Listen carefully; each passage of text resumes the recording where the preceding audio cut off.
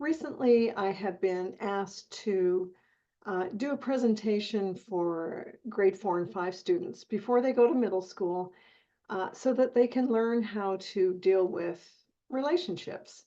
And actually, the title was supposed to be Toxic Relationships.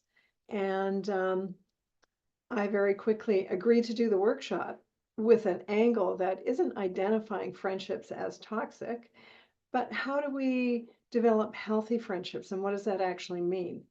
Because the truth is that children are immature and they don't have the moral development or emotional awareness to run around making I statements and be good listeners. And I'm sorry, but kids are kids and they're egocentric. They don't fully understand the impact that their behavior can have on another person, especially their parents, when they're grumpy or having tantrums or whatever it is. They really don't get the impact that they have on other people. And that is really important to get your head around because they shouldn't be overly consumed with other people's feelings. Now, do we teach kids to be kind? Do they need to learn some skills? Of course they do.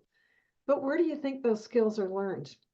Uh, they need to learn them at home because it's an ongoing education. It's not a one-day workshop where they learn how to make an I statement and how to be a good listener and how to resolve conflict with friends. This is something that they need to be experiencing in their day-to-day life.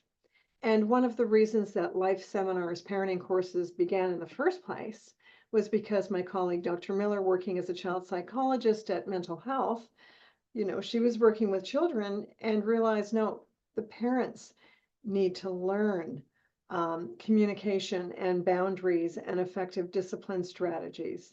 So I just wanted to put that out there. I am putting a workshop together for kids.